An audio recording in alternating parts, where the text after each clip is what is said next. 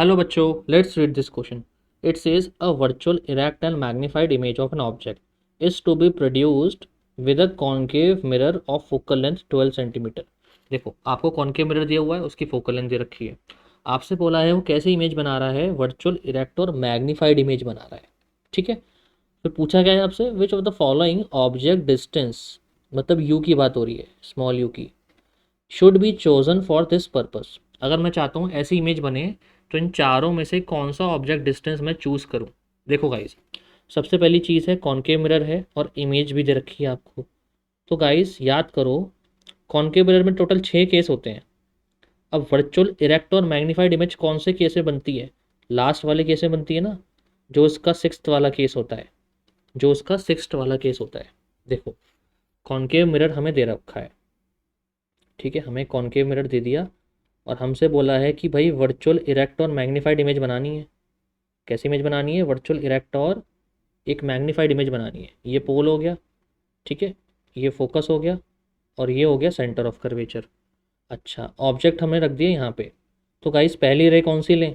Normal incidence वाली ले लें, तो ये अपनी पाथ को रिट्रेस कर लेगी, सेंटर ऑफ कर्वेचर से पास होती है। दूसरी रे ले ली हमने पोल से पास होने वाली, तो ये ऑब्लिकली चली जाएगी। तो गाइस इन दोनों रेस को जब मैं बैक एक्सटेंड करूँगा तो ये कहाँ मीट कर रही हैं? पीछे मीट करती है ना। याद करो यही केस होता है ना, जब ऑब्जेक्ट को रखते हैं, ये आपका इमेज बन गई। और इमेज कैसी बन रही है आप देख रहे हो, वर्चुअल है, इरेक्ट बन रही है, देख रहे हो सीधी बन रही है, और एनलार्ज है। इमेज कैसी है? वर्चुअल इरेक्ट और एनलार्ज इमेज बन रही है। ठीक है जी। और ऑब्जेक्ट कहाँ रखा है? ये आपका ऑब्जेक्ट है, ये आपका ऑब्जेक्ट है। तो गाइज आप क्या देख रहे हो, देखो ये ऑब्जेक्ट डिस्टेंस हो जाएगा यू, ये हो जाएगी उसकी फोकल लेंथ मिरर की।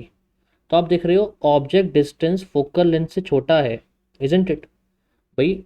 विद इन फोकल लेंथ या विद इन फोकस ऑब्जेक्ट रखोगे तभी तो image concave mirror virtual erect और एनलार्ज बनाता है, जो फोकस और पोल के बीच में रखते हैं लास्ट वाले केस में, राइट? तो आपका ऑब्जेक्ट डिस्टेंस जो है वो फोकल लेंथ से छोटा होना चाहिए, तभी जो कॉन्केव मिरर है वो वर्चुअल इरेक्ट और कैसी इमेज बनाएगा?